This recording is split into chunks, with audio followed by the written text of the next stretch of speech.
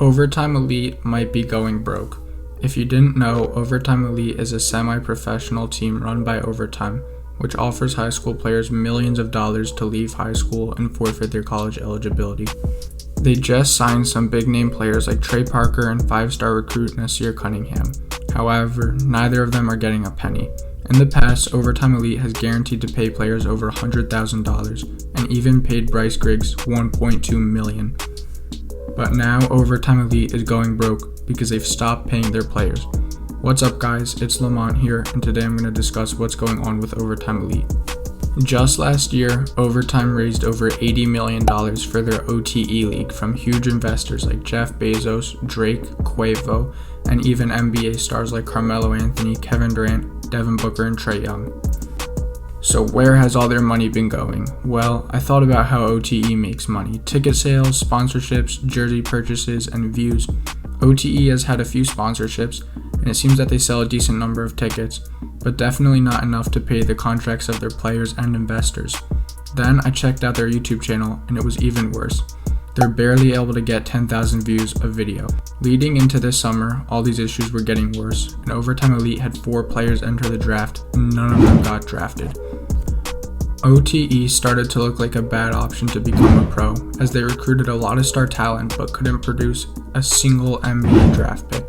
Players started to think, why commit to OTE and lose the years I could play in college, miss out on a few years in high school, and I could be making money in college through NIL deals, and I could also have a better chance of going and playing pro in college.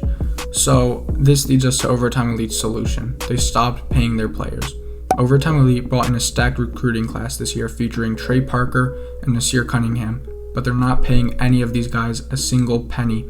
This move actually makes a lot of sense because Overtime Elite is already spending tons of money on their huge facilities, rooms for players, staff, and utilities. Now you might ask, why would players still play for OTE instead of staying at their high school if they're not even going to get paid? Well, since they're not getting paid, they're able to keep their college eligibility, and OTE gives players great tools to develop their game. Players get loads of training from coaches in nice facilities, and they get to compete with other star players every day through the OTE program. So it seems like OTE was going to go broke, but then figured out a way to keep their program running.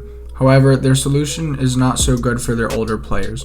This year, OTE brought in 10 new recruits, and these 10 recruits are not getting paid, so they're able to keep their college eligibility and still play in college.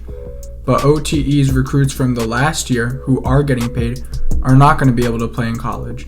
Overall, it seems like OTE is a bad investment because there's not much hype around it, and I don't see there being too much hype around it in the future either. So I'm interested to see how OTE plays this year, and I'm excited to watch the NBA draft and see where OTE players get drafted to. Currently, OTE has 2 projected lottery picks in next year's draft, Ausar and Izan Thompson, who are 2 athletic twins. These 2 are part of the older group of players, so they're getting paid, so they wouldn't be able to go to college anyways. So if you enjoyed this video, make sure to leave a like and comment what you want me to make my next video about.